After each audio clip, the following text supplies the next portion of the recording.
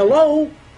You play to win the game. Let's go to eat a damn snack. We're taking receipts, and I can't wait to shove it down everyone's throat when it comes around. No question about it. I am ready to get hurt again. See you in Pittsburgh. Can't wait. See you in Pittsburgh. Episode number 4 coming at you, Battered Jets fans. And we got Pittsburgh coming up. Hopefully we get some Zach Wilson. We'll talk a little bit of the Bengals game.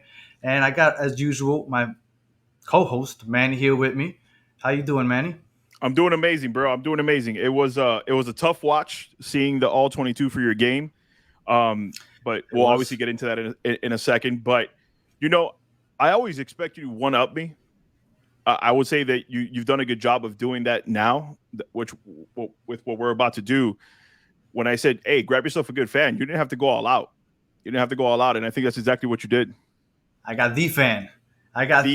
We have a special guest on the episode today. Food Network's Chopped champion, Jets fan, Hall of Fame, class of 2017, Gotham City Crew's own Frank West. How are you doing, Mr. Frank West? I'm doing all right. How are you fellas? I'm doing amazing. I mean, Manny's probably doing better than we are because he's a Dolphins fan, but we're hanging in there. Yeah, well, he's living the dream right now, but problem is sooner or later he's going to wake up. I should bring Frank along with me when we recorded the Dolphins episode. All right. So, like I said, it's been a rough go, but before we get into the game, I kind of wanted to get into a little bit of Mr. Frank West. Frank, yeah. I had a couple questions for you. I saw that you were Food Network's Chopped champion. Now, I had a couple questions. First of all, how long were you there recording that episode? Because you cooked a lot, and that couldn't have been a quick I watched it in 40 minutes, but that must have been almost a full day. Well, more than a full day. Honestly, we got there at they told me to be there by 6, but I'm like, if I'm not a half hour early, I feel like I'm 2 hours late. That's me. Oh, I love that. I got there at 5:15 in the morning, and they're all cloak and dagger about this thing too. They give you an address. They say, oh, this is a Starbucks. Just go there. We'll come get you when we're ready for you. They don't want you to know where the studio is. They don't want you telling other people. I guess, I don't know. They just try to keep it all hush hush. Hush hush. So I'm standing out there just waiting, and some other guy walks up, and I seen he had a knife bag with him. If you know, like a professional chef would have his knife bag. And he looks at me and he goes, "You on Chop today?" I'm like, "Yeah." And then another person showed up, and then when the fourth person, actually it was 5. When the fifth person showed up, somebody came down. They must have been watching from a window somewhere, and they walked us across the street. We go up one elevator, we get off, we walk down a hall, we go up another elevator. It was I couldn't even find my way out of that building if I wanted to. It was all mysterious what they were doing. And the fifth person was just like a stand-in, just in case somebody panicked and couldn't do it, or somebody didn't show up. They had like a backup guy there. Yeah, but at the end of the day, I mean, I was there from 5:15 in the morning until probably about 11:15 at night. Oh, wow. So it's like a full day.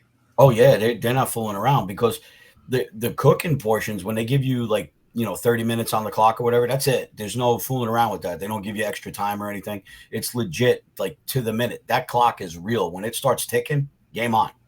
And it's not like football. There's no timeouts. You got to play through. But that's actually funny. One of the judges actually said that there is no timeouts on this. And while I was watching the show, I could tell you I'm a very picky guy. So your first one, your tailgate black bean salsa stuffed peppers, I'm pretty sure I could have had eaten that. But I will tell you, when you were making those, the baby back rib flautas, I was like, those looked delicious. I was I wish I could go for some of those right now. I tell you what, that was a product of panic, because I opened it up, and it's not just what was in there, because all things being equal, I could have made something out of that one way or another. But the product they gave us, those ribs were way overcooked. They were probably in a refrigerator for a couple of days. They were so dried out. I'm like, oh my God, what the hell am I going to do with this? I couldn't possibly make it the forefront, because the quality of the product wasn't there. So I'm like, I got to bury this somehow. And it's my biggest complaint when I watch Chopped. It's people are always like they always like it's almost like they have a preconceived recipe in their head and they're just gonna stick the ingredients in. And I hate that. When I catch an episode like that, I change it. I'm like, I hope this guy loses, and I just shut it off. So when I seen it, I said I got to figure out a way to bury it. You make adjustments, right? Well, I looked over to my left and I saw the pantry and I saw the I saw the tortillas there, and I'm like, all right, now it's on. I can make flautas out of this, and it just I happened to be out from Mexican like 2 nights before, and that's what I ordered for dinner. I actually ordered chicken flautas. Yes, but I ended up saying, all right, I can make flautas out of this, and I went and I. Just once that decision was made, that was it. There was no talking to me. I zoned in and did what I had to do. But apparently, I was the first person ever to make flautas on Chopped. Oh, that was awesome.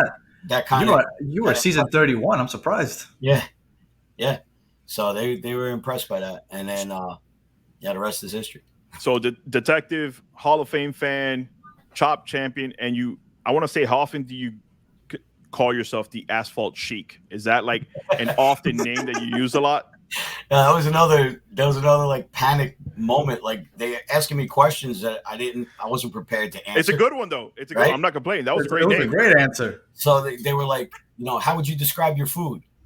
And that was the first thing that popped into my head because I'm just thinking about me cooking and I'm looking around like in my mind, I'm in the parking lot and I'm just looking around. And when I get there, there's not a single car there.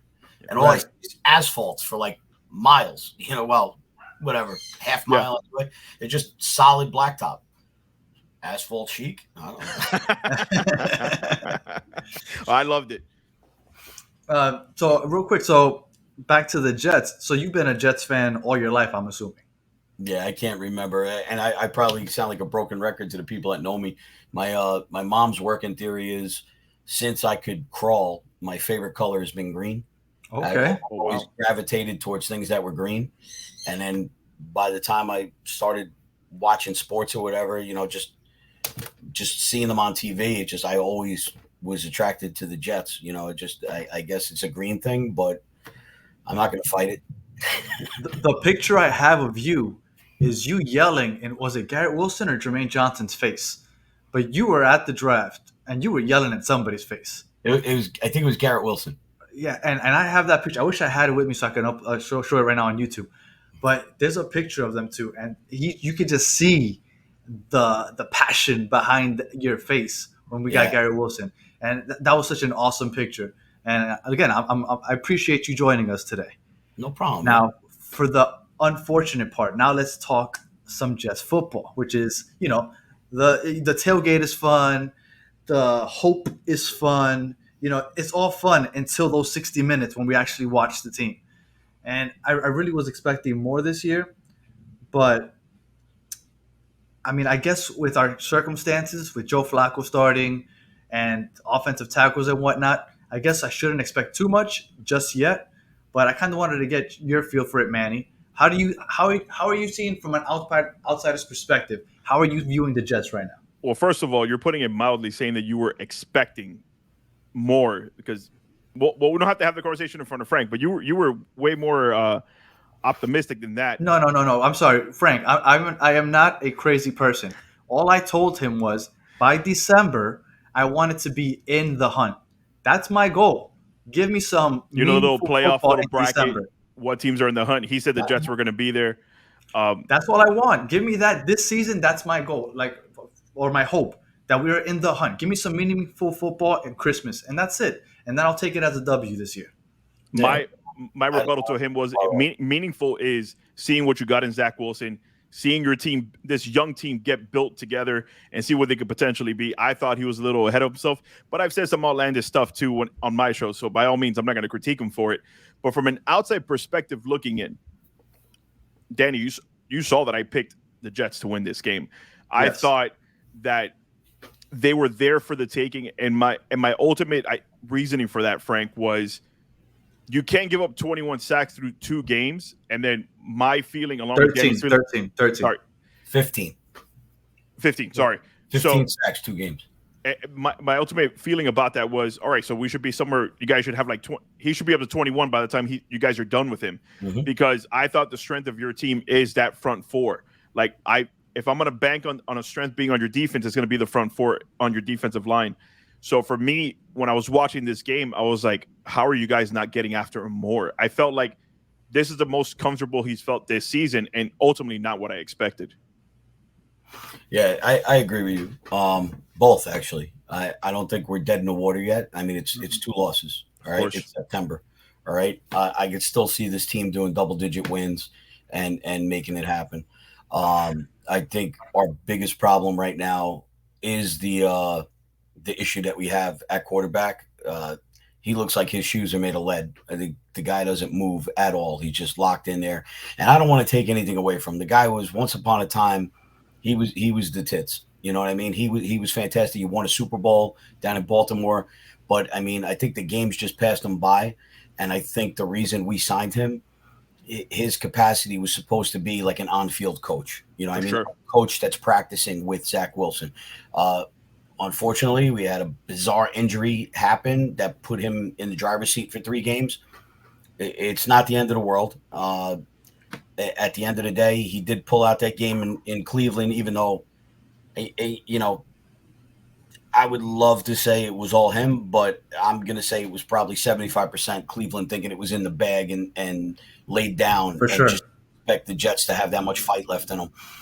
They showed a stat. It was like over 2,000 times there has been a team trailing by 13 points at the 90-second mark, and every one of them has lost except for the Jets last week.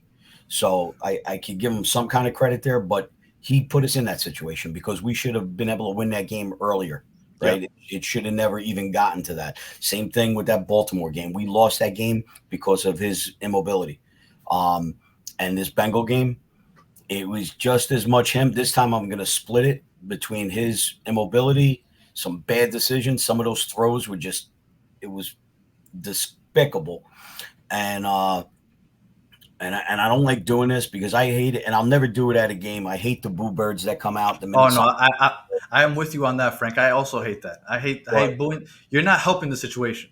Right. But I think this should have been a coach him up game, because everybody saw what was going on. These guys gave up the 15 sacks in 2 games.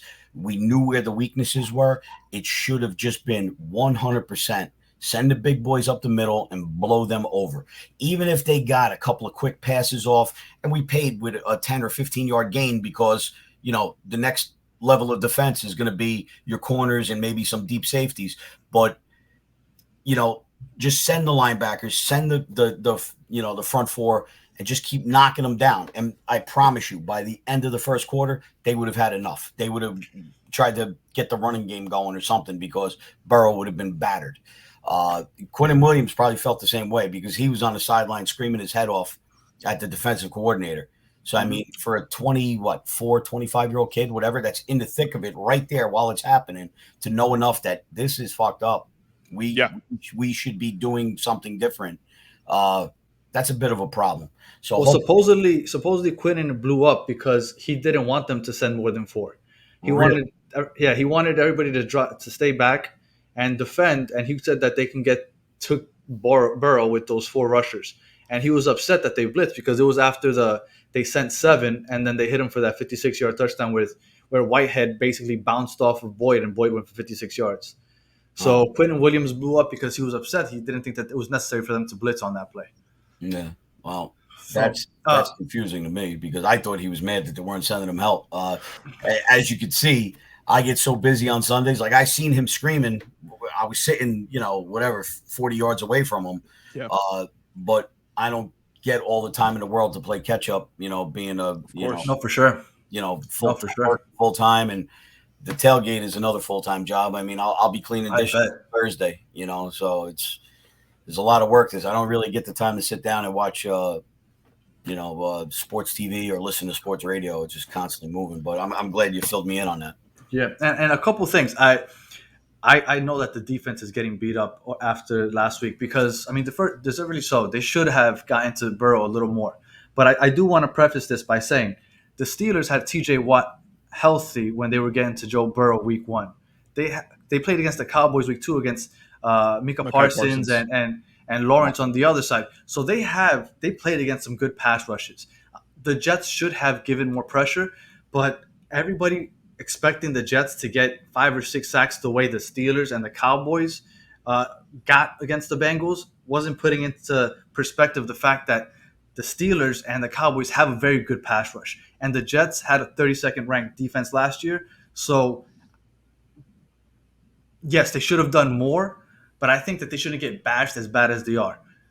When you look at the defense on Sunday, it wasn't good. It wasn't. Right. But the first drive that the Bengals had, 3 times the Bengals converted on third down. You can't let them convert consistently on third down. The Bengals' second drive, fumble, we got the ball back. The Bengals' third drive, 3rd and 7, and we also forced them to fourth down. But that's the JMF, the unnecessary roughness, where we ended up giving them an extra down, got the 15 yards, and then we gave up the 56-yard touchdown. Those 3 possessions were hard. I mean, the second one with the fumble wasn't that bad. After that, the Jets defense settled down. Right. After the first quarter, Joe Burrow threw for 160-some yards the first quarter. The rest of the game, he threw for 100 yards. Like, I understand that the Jets need to improve. They're giving up way too many big plays, especially the safeties. That's a lot of messed up communication. There was a Jamar Chase touchdown where I think it was Joyner and Sauce ended up miscommunicating, and Chase was wide open. It was a mess. But if you look at the stats and really look at them, the defense is holding their own. Right now, they're ranked 16th in the league. Not great, but not as bad as last year. We're 6th against the run. Again, we're not doing great, but I think that they're getting bashed way too much. Again, they need to do better, but it's not necessarily the end of the world. Again, last year we were the worst in the league. Right. So I wouldn't beat them up too much this week. I think this was more of a coach them up situation. I really think they should have been on top of those films, saw what worked for the first 2 teams, and then just made it happen for us. We work with what we have. But it just seemed like they went in there with a vanilla, game plan, and it was just some generic, hey, let's try this. That shouldn't have happened. But I do part company with you. I think it was really only that first drive where we took the beating. The second drive, we forced the fumble, and the third drive, that penalty, that wasn't penalty killed us. Penalty, man. Yes. Did you see it though? He literally was diving before the ball left his hand, and he was just, if any reason to put his hands on the guy was to just push the guy away so he didn't fall on. I am 100% with you, but once you see the replay and you see the arm extension, they're going to call that every time. Yeah, unfortunately, they're going to call that every time. Before they even let the ball go. Yeah. So that was just a bullshit penalty. So my point that I'm making here is I think they tightened it up right after that first drive. And, I don't like giving out participation awards. You either fucking win or lose. There you go. But I'm going to tell you the one ray of sunshine that I see in this whole thing, and that's my boy, Sauce. That kid he is special. He is absolutely spectacular. I mean, even the one touchdown that he allegedly gave up last week, against Amari Cooper. No. He didn't get that. And then you watch it on replay, because I thought he did. I was like, there it is. Hasn't given up a touchdown since high school. It just happened now. And then when he stood up, he was adamant that he didn't give it up. That ball was not caught. And as soon as you watch it on replay, you're like, the one on the sideline. Yeah, he got his hand in there, and batted the ball, and then the guy he couldn't. I can't remember who the receiver was. He couldn't even get his hands on the ball. It was just spinning. He hit that ball so hard it was spinning in his hands.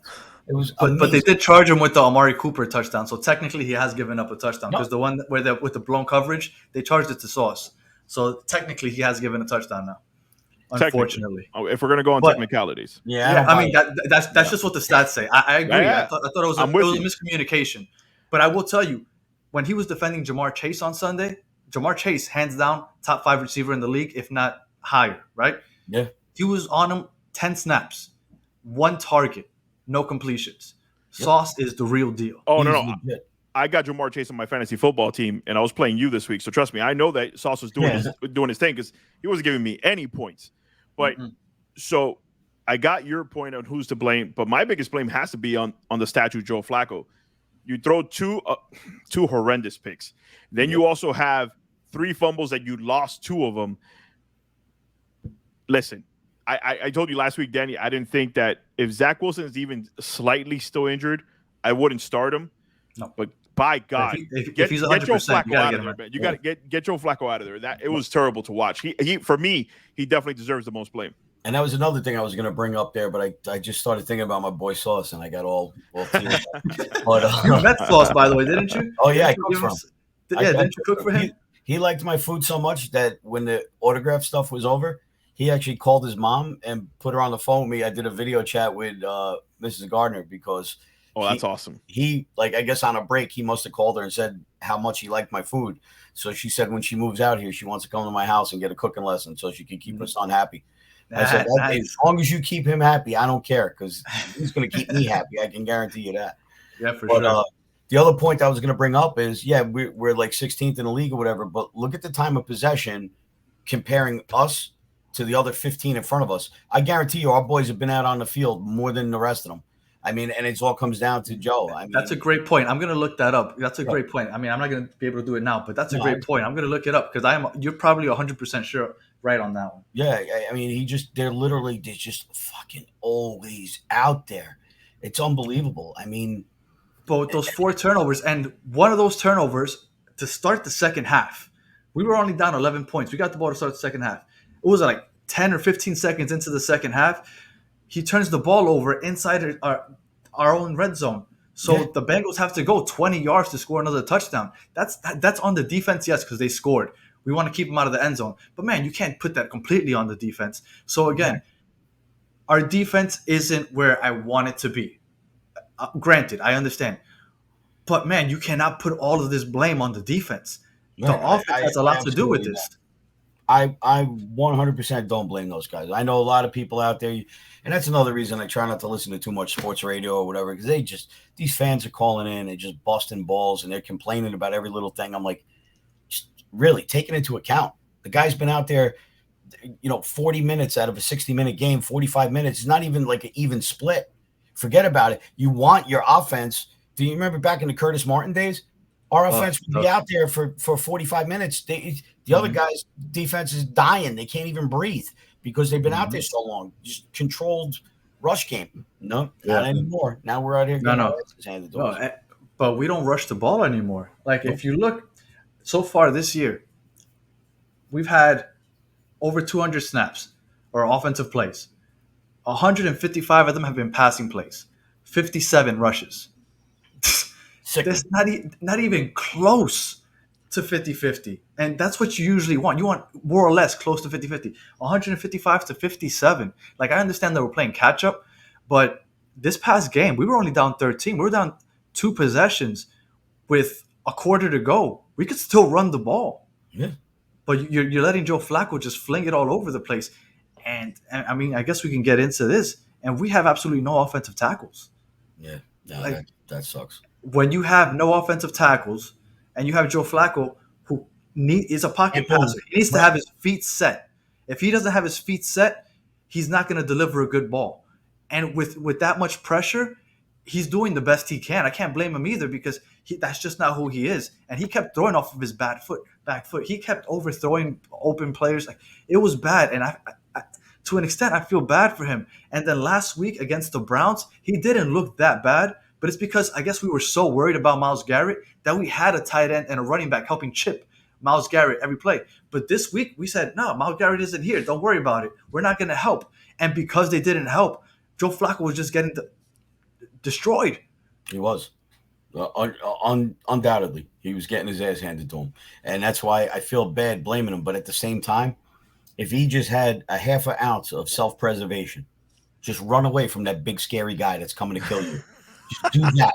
That's all I'm asking. I'm not asking you to be the hero and run for a first down when it's 3rd and 27. No, just save your own life. Just get out of the way.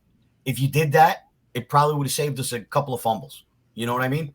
But no, he stands there like he's made of fucking marble, and the next thing you know, Bengals ball. Well, I won't feel bad blaming him because, again, I'm not a Jets fan, so I'm allowed to blame him. Yeah, he's terrible. So what's the bigger issue for you, Mike? Is it your offense at this point in time, right before this Pittsburgh break? Is it the offense that that's the bigger problem, or is it your defense? Because one of the things Danny and I discussed at the beginning of the season was going to be your front four on defense is going to be the strength, and your other strength, which I assumed it was going to be Michael Carter and Hall coming out of that backfield. And so far, it hasn't been it. Now, mind you, Michael Carter has looked amazing running the ball and catching the ball out of the backfield. So great job for him. He looked great last year. He's continuing to look good this year. But that kind of has to be a sore spot for you guys, because the front four didn't look good on defense, and then you're not getting a lot of production out of that running game either. Yeah, I agree with you on that. I think it all falls down to the offensive line being a little banged up already. Banged up, yep. And they keep George Fant. They keep moving him around. Like, you know what I mean? Like, just why don't they just put him where he's comfortable? Because when they had him last year, towards the end of the season, he was dialed in and he was playing all right, you know. And this is a guy that didn't even play college football. You know, he played basketball in college, I think, right? So I mean, it's all a learning curve for him. But you know, get him in his comfort zone, because you got to rely on him. You really don't have much of a choice otherwise. I mean, we know Becton ain't coming back, and that guy, when we drafted his ass, I thought for sure that was going to be the answer. And I think most people did. That guy's a monster. Size-wise, he's a monster. Tremendous human being. He's gigantic. But at the end of the day, I mean, the only thing that I can hang my hat on is if you think back to the what was that, the 2010, 2011 Giants, where they were calling for Coughlin's head, fire Eli, all of that shit. And they started 0-2? Yeah, well, they went further than that, right? Weren't they? No, they were 0-2, and they almost went 0-3. And the Redskins, I think they held on a 4th and goal at the 1 yard line. Sure. Oh, I apologize, the Commanders, and they held tough, and they kept them out of the end zone, and they won that late game, and that changed the season. Yeah, but I think at some point they were like 1-4 or 1-5 or whatever, and then they started getting people healthy, and then next thing you know, they go on this tear. And then I became a huge Giant fan when they were playing that cheating son of a bitch in the Super Bowl. I can tell you right now, there's only been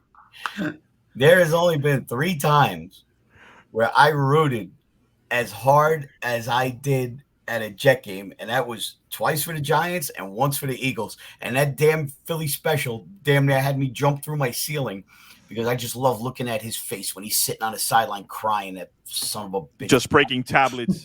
Yeah, cheating bastard. Dude, I don't give a shit. If you beat me fair and square, I'm man. I'll shake your hand. Don't fucking cheat. You cheat one time and I'll just you just retire, because that's it. Anything that you do beyond this point is suspect. Right. Get out. Yeah. Done.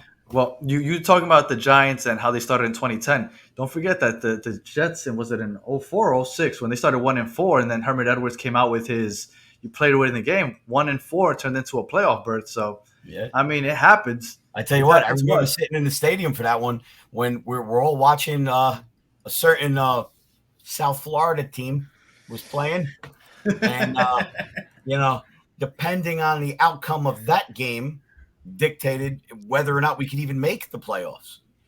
And we beat the Packers? No, they were playing. It was what was it? It was Miami and the Bills or the Patriots. They were playing the early game, and then we had the late game. And I remember sitting there, and just as soon as the game went final, now we're in a position, win and we're in, because that was a 3-way tie. We were 9-7 across the board. Yeah, we ended up winning the division. And I just remembered after that game came in, they put the camera on Herm Edwards, and all you saw was before he put his headset on, he just looked over at the team and said, "Win," and put his headset on, and that was it. The whole stadium went batshit. Yeah. So good Danny, old days. Quick question to you before we move on to the next two. I don't know what this next subject you're actually going to pull out of your ass, but I'll ask you anyway. But before we get to it, what was the bigger issue for you so far this season? Your defense or your offense? I'm gonna say it's the offense. You think it's the offense? Between the line and then Flacco's just immobility. That's where the big problem is. Because again, I'll defend the defense. That's kind of funny. Defend the defense. I like what you did there. I'll defend the defense all day. Just the amount of time that they're spending out there because of the turnovers, because of the 3 and outs, because of the when they play the field position game, we're losing it because the offense isn't getting us anywhere. So I got to say it's It's square. I can't even blame the whole offense. Right. You're just picking one or the other, and right now you're picking the offense as. Yeah, if I gotta pick one or the other, I gotta say offense. But I mean, it's just a few key problems on the offense because let's face it, Garrett Wilson, that kid he's special. Yes, he is special. My heart dropped when he went out on that play. Mm-hmm. I lost my shit. But, he came back though. Yeah, he did. If I had to choose, I'm gonna stray away a little bit from my options. I'm gonna say Jeff Ulbrich, the defensive coordinator. Okay. Reason being, a couple reasons. One, tell me. Our strength is supposed to be our defensive line, and it's supposed to be anchored by Quinnen Williams. Yep. Quinnen Williams is currently ranked 60th in number of snaps for defensive linemen. 60th. He is supposed to be our best player on the defensive line. He has to be playing more than 60% of our defensive snaps. He has to, right? It's a contract year for him. He's going to do everything he can to ball out to get his money. Put him on the field more often. This whole circulating the defensive line and constantly in and out, I'm not feeling it. We got to stop that, and we have to stop all this zone coverage. We give so much cushion. It's ridiculous. We have Sauce Gardner and DJ Reed. They've proved that they are good cornerbacks. I'm not going to say great yet because obviously it's only been 3 games, but they're good enough. Let them go and be on an island with these receivers. Like, why we play so much zone, it's extremely frustrating. And then our safeties we probably have the worst duo in the league, which I'm scared as hell when we play the Dolphins, but I guess we'll leave that for next week. But our safeties are horrible. If passes in their direction, Joyner, passer rating, giving up 150.8. Whitehead, 158.3. Like, if you throw in their direction, you're going to get a big play. And that is the biggest weakness is our safeties. So Jeff Ulbrich and our safeties, I think, is the biggest weakness, not the offense. I like it. I like that you went off topic there, and it was solid. And I agree with you. Quinnen Williams should be on the field more, regardless of it being a contract year or not. He's your stud up in the middle. You got to play him. If he's like, playing 60% of the snaps. Right, that's what I'm saying. I'm not saying he's Aaron Donald, but if he is your definition of an Aaron Donald, he needs to be more on the field than just 60% of the plays. So we'll go into this next question, and I'll come right back to you, Frank. I don't know who you guys are going to pull out of the rabbit hat. I'm going to tell you right now. I could say Garrett Wilson, but if you had to pick a bright spot of this game, what would it be? You taking it or me? You go ahead. Me? Yeah. I gotta go with Garrett Wilson. Yep. I gotta go Garrett. The kid is special. He's absolutely magical. I picked up on it in the preseason game against the Giants. It was a timing route. It was a little comeback. Get to the sticks, turn around, the ball's going to be there. Flacco, being Flacco, missed the mark. I'm like, fuck, there goes an opportunity. That kid dives for the ball, catches the ball, somehow gets his feet under him, makes the turn upfield because now when he came back for the ball, he's clearly 2-3 yards short of the first down. He has his head on a swivel, turns upfield, gets the first down. I'm like, that was a rookie. Like, that was a veteran move. That was fucking amazing. And then they took him out right after that drive because it was preseason, and they didn't want to wear out the starters. They want to check what they got on the bench. So you didn't get to see too much. And then when he comes out in week 1, and then in week 2, he gets even better. And then this week, I think he would have put on a clinic if he didn't ring his bell. But, I guess that was early in the third quarter where he was he was seeing the tooth around or whatever. They got a clean shot into his ribs. Yeah. So Nick, when knocked out of him, it was rough. Yeah. For me, I'm going to give you 2. Okay. Sauce Gardner, I think, is an obvious one. Of course. He played great against Jamar Chase. And then I'm going to keep bringing up Max Mitchell because everybody's talking about how bad our offensive line is. And this rookie, 4th-round rookie that nobody really talked about before the season started. You didn't hear his name a lot again. No, he is holding his own. Like, if we can get the same production we're getting out of our rookie right tackle on the left side, we might be okay.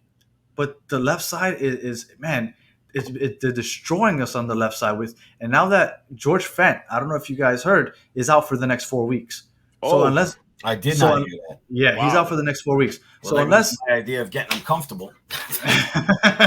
So unless we what's this kid's name? The kid, he's my age, Dwayne Brown.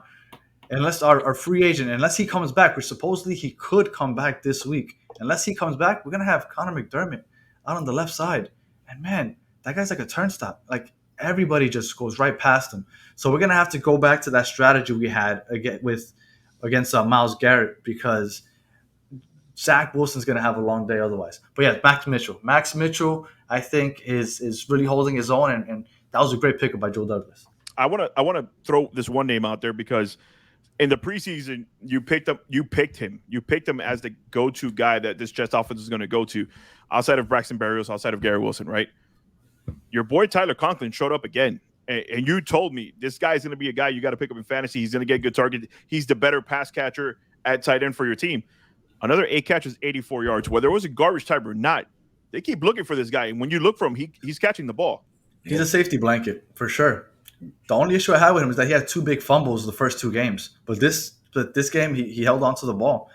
Tyler Conklin, that's a good one. I mean, when he gets targets, he makes the catch. And you know what? He's deceptively quick. And because I didn't realize how quick he was. But when he gets the ball and he turns upfield, he's getting some yak. Yeah. He's yakking it up. All right. One of the big questions that we've talked about since the Zach Wilson injury, what is he going to come back week 1? We both said he's not going to come back week 1. No. But one of the questions we did bring up last week, and obviously we're letting Frank know about it now, was if you have the opportunity to start Zach Wilson, do you start him against Pittsburgh? My initial answer was last week, if there's even a doubt that he's not 100% healthy, by all means, leave Joe Flacco out there. But the way that Joe Flacco looked week 1, the way he looked week 3, I'm sorry. If you're 99% healthy, Zach Wilson, I need you. For me, if I'm a fan of the team, I need you out there against Blitzburg. So I'll pose the question to you, Danny. Should Zach Wilson start against Blitzburg this upcoming week? For sure. Like, we can't wait any longer. Now, I am a little scared because of our left tackle situation and him coming back from a knee injury. It does worry me a little bit. He is mobile, but the chances of him getting hit and re-injured are a lot higher against a team that blitz so heavy and the fact that we're so weak at left tackle. So it does worry me that he might come back for this game and we could lose him for the rest of the season depending on a bad hit.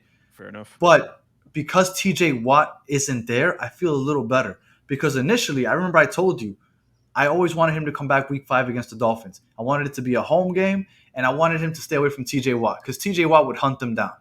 But because TJ Watt is out and Joe Flacco he can't play against behind the bad O-line because he can't move, we need Zach Wilson back ASAP. So, yes, bring him back, even if it's against Blitzburg. And Frank, kind of touching on that, Pittsburgh, they're always solid on defense. You know, they haven't been great by far, any stretch of the imagination. They gave up another big chunk of yards to Nick Chubb, but granted, Nick Chubb's running wild on everybody right now. But as far as your defense goes, they're not scary. So if Zach Wilson is even halfway ready to go, do you start him next week? Yes. Yes. Because you know what? One thing above all this year, we have to know if this kid can be a starter in the NFL. All right. Mm-hmm. I mean, I'm sick of this fucking drafting a quarterback. Then, I got mono from a stripper. And then, I hurt my fucking knee now. No, stop it. I can't keep waiting 2, 3, 4 years to find out if the quarterback's going to be any good. You know what? Throw him in there. Make it happen. It's as simple as that. If you're worried about the, Blitzburg, as you call them, if you're worried about that, throw somebody in the backfield, let them pick up the blitz, and then you dump off to your fucking, your number 2, your number 3, whoever's underneath. Yep. Let Conklin release after his block, and you got your bailout over there. But either way, don't handle him with kid gloves. He's a big fucking boy. He made it through fucking college. He packed on about fucking 15 or 20 pounds in the offseason. He looks like he's fucking Adonis, for Christ's sakes. I'm ready for him to start doing world's strongest man competitions the way this kid is heading. And you're going to turn around and say, he got a boo-boo on his knee? No, I'm sorry. We gave you a few weeks off. Get in there and fuck shit up. That's what you are to do. I fucking like it. Danny, there's no better way to set that up and to move us into the next one. Yeah. Battered Jets fan prediction time here. And like I said, I saw the Steelers and I watched that Amazon Prime game against the Browns. Outside of giving up Nick Chubb, they didn't look nice to me. I picked the Jets to win last week just because I didn't think the Bengals were going to survive. I didn't think Joe Burrow was going to survive against you guys. I really thought you guys were going to get after him. And coming into this game again, Mitch Trubisky, he doesn't scare me. Najee Harris, he doesn't scare me right now. Now, granted, last year's Najee Harris maybe, but this year's Najee Harris, he hasn't looked that impressive either. I'm sorry. I think I'm going to give you two here because we don't know yet, right? We don't know if Zach Wilson's going to play or not. It's just about a certain that he's going to play. They basically said it on Sunday that he'll be playing. Okay, so Zach Wilson playing, I don't know, man. 2017, another low-scoring game like they just had with the Browns. I see you guys pulling this out and winning this game. How about you? Go ahead, Frank. You take it. Yeah. What do you think? Here's the problem when you ask me predictions. I drank the Kool-Aid. So if you ask me, I don't give a shit. Back in 1995 when we were 1-15, I would have told you every week we're winning by 3 touchdowns. But, I really think Zach comes back, and that's going to be enough to fire up this offense. So the defense is going to be fresh when they get out on the field, and I think we put up a few touchdowns and a dub. I think you're going to see, Garrett Wilson have a big day. I think you're gonna see Braxton Berrios. I could see that kid busting one. That's his boy. Yeah, I could see him busting one, like one of them little underneath little dinks, like, oh, my guy ain't open. Here you go, 5 yards out, and then boom, there he goes.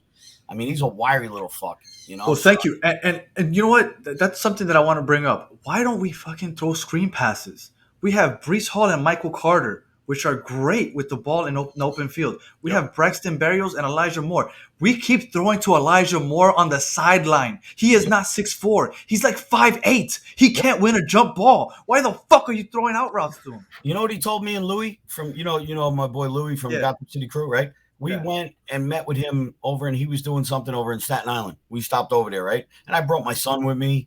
There's like 3 of us. I forget who else.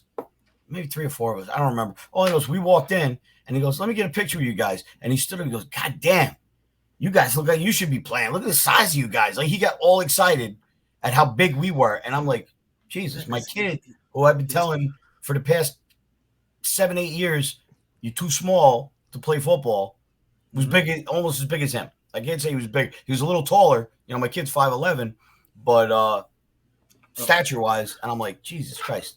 And you're throwing out patterns to this guy? No. Yeah, you're throwing deep. And you know what's really frustrating? That they did it twice on 4th down. On 4th down, come on, man. Put Elijah Moore in the slot. Like, you know what? I take it back. You know what the biggest deficit is? Our offensive coordinator, Mike LaFleur. He's pissing me off. Run the fucking ball. Throw screen passes. Yep. Give me set something, up your man. play action. Yeah, man, the guy's pissing me off. I think the problem there is in LaFleur's defense is that if you're driving like a 1978 Pinto, you're not going to win the Indy 500. I mean that's all it comes down to. He's working with what he's got. I'm going to assume Flacco is the Pinto in this analogy you're using here. You know what? I'm not going to lie. I'd rather see Adam Gase call plays right now because Adam Gase, all Adam Gase does is throw screen passes. All he does is throw screen passes. Give me Adam Gase. He'll throw screen passes to Breece Hall and Michael Carter all day. Listen, I'm going to apologize for you just in case LaFleur is watching because he might find you. Like, you say shit like that, he may come to your house because those are fighting words where I'm Those from. are fighting words. But as somebody who had them, those are fighting words. We both suffered through Gase, but I'm saying, like, come on, man, just get these guys in the open field.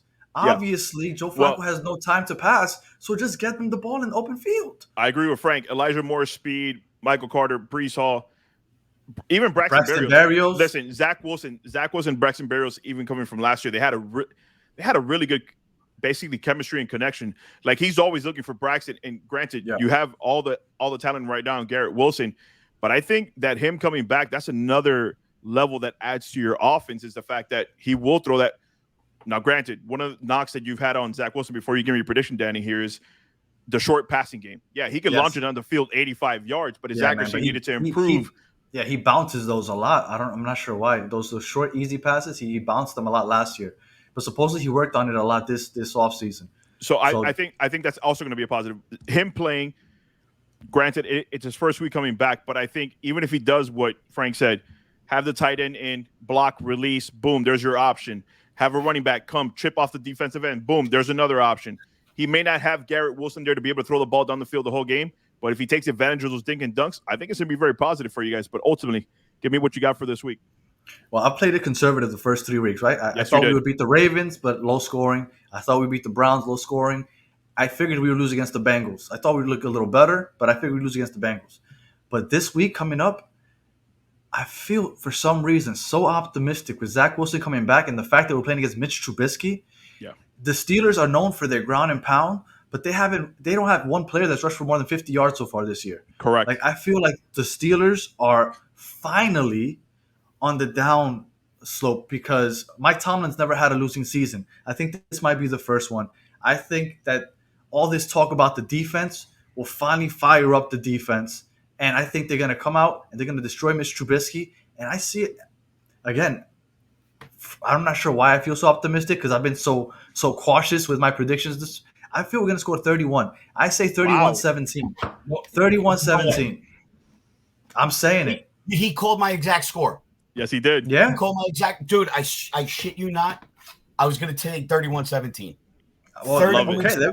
So I feel like we're on the money. Then it's going to happen. If we both predicted it, it's going to happen. Bro, and I'm telling you right now, is obviously there's a field goal involved, but it's going to be 2 touchdowns to Wilson, 1 to Berrios, and you're going to have 1 from one of the running backs? Brees Hall. That's Brees what I was trying to think. I think Brees is going to right his wrongs. He dropped a couple of easy ones last week. I think he's going to dial in, and I think he's going to be our blocking back when we have somebody sitting back there, and he's going to get one of those dinks, just like Berrios is going to get one coming across the middle. He's going to get one where Zach's under pressure. We're going to drop it off to him, and once he's got that ball in his hands, he's going to burn up field, get through there. But I'm thinking 31-17. I'm thinking the same. And advice to you, Manny: don't start Tyler Conklin this week because I have a feeling CJ Uzama being the better blocker is going to be in the game a lot, helping out on the left side. Tyler Conklin, I don't think he's going to get as many snaps as he's been getting in the previous games because they need to help the left tackle. Because, I mean, we have to protect Zach. Yeah. Let Zach play, but you got to help protect him. So I have a feeling CJ Uzama is going to get a lot more snaps this week than Tyler Conklin. So you might want to play it safe in fantasy-wise. I appreciate that. So, listen, we're at the end of it. Frank, it means the world to us that, listen, regardless of what you want to say, you're big time. You're big time. So for you to take the time to be able to come and join our little show that we put together, granted it's a Jet show, maybe that's why you did it, but ultimately you're big time. We appreciate that you took time out of your night to come and spend time with us talking some Jet football. So again, awesome that you were here. You have so many titles: Detective Frank, Chop Champion, Hall of Famer. Dude, you were amazing. Thank you for joining us. And I had one last question for Frank before we let you go. Yes, sir. You've been a Jet fan forever. I need to know favorite Jet player of all time. Are you kidding me? You got to look at my Instagram page. You got to look at Facebook. Dude, I only wear one jersey. Who is it? I don't care what Mr. Chad Johnson, Ocho Cinco. Fuck that. There's 185 in this world, and that's Wesley Walker. Wesley Walker? Okay, Wesley Walker. You know what? I just realized you are always wearing the 85. You even wore 85 on the show. Yes, he did. I think about it. Yes, he did. Yeah, you wore 85 on the show. And the only reason I'm not wearing it right now is because I wash it after a loss. We win. If we win 10 games in a row, that thing's going to smell like somebody's underwear. But if we lose, it has to be washed. It has to be washed. So right now, I love that. But, I love that. But yeah, so I got to get it cleaned up for the trip to Pitt. But yeah, Wes actually came out to the tailgate this week. I saw that he was eating some of your hot dogs. Yeah, the Gotham Glizzy. I'm gonna bring them out to Pittsburgh. Teach these guys what real food is all about. Let me ask you a question. Take Manny up to New York so we can go to your tailgate. Do you guys travel to Miami as well? Because I would love to come and come join your tailgate if you're coming to Miami as well. Why are you looking at me like my wife just bought the plane tickets 3 days ago? What's that about? I take Danny to that game. I'm a season ticket holder as well. I take Danny to that game, so it'll be awesome to meet you in person when you come down here. Yeah, I forget the name of her. I'll reach out to you guys when I have all the details. I've only been down there one other time. I think that was 2018. My girl Mirta is that was a bad game. Dolphin chick. Yeah, no shit. And I was the jackass wearing my whole Santa Claus thing in the end zone because we were playing at the end of November. So I'm like, all right, I got to wear the Santa Claus. We're getting close to the holiday. As long as it's after Thanksgiving, I'll wear the Santa Claus thing. So I had a Hawaiian shirt, like a floral shirt with my Santa Claus get up on. and I'm standing in the end zone. And let me tell you a little something about your stadium down there, Junior, because I'm a little pissed off about this. I spent $680 per ticket so I could be the first guy in the end zone, only for me to get there and find out that there's some kind of floor seats sitting in front of me where now – Yep. Granted, the Jets didn't score a touchdown that game, but had they couldn't even get over it. I will tell you, if you ever find yourself in Dolphins Twitter, you will see that the majority of our actual fan base, and I don't mean those plush seat wearing living mofos that pay 50 grand for the season to sit in those seats. If you catch yourself with an actual fan like myself, we hate those seats. Our end zone should be right on the edge. As soon as they core, they should be able to dive on top of me. I should have Christian Wilkins sitting on my lap every single time there's a touchdown celebration. Wait, because so Manny sits behind the end zone and he is in the first row. So he has the seats that you paid for. Oh, yeah. Really? I do. Yeah. Section 130, row 1. Hang on, because that was one of my first digital tickets, and I still have it in my GPay. So let me find that. Right. Well, while you do that, we'll keep talking after this episode's over because nobody wants to hear our travel plans. So again, Frank, thanks a lot for joining us. Absolutely, guys. Listen, anytime we can get the word out there about Gotham City Crew, we're going to stop in. I mean, like, I'll bust balls and I'll tease you about your Dolphins or whatever, but everybody's welcome. If you look at our videos that we put up from last week, I had my boy Bengals Jim and Tony the Tiger coming in from Cincinnati. They brought 150, 200 Bengals fans with them. You know, so everybody's welcome. I mean, I did bring a cat toy to torment them a little bit. I will give it to you there. But everybody it's all about having a good time. It's about making connections with people. And when we go out there to Cincinnati at some point, I'm sure we're going to be welcomed with open arms. And, for sure. So that's why we try to spread the message with Gotham City Crew. It's not just about the greatest food you're ever going to have, that asphalt chic deliciousness. It's just about the people that are around you. And we try to put on a good show and make everybody have a good time. So keep that in mind when you're for all your traveling needs. Ladies and gentlemen, that is the Battered Jet fan himself, Danny G. I am the bearded fanatic, Manny P. That was Frank, the asphalt chic, joining us here on the Battered Jets Fans podcast. So next time, y'all, week 5. Oh, with Dolphins. Go Jets.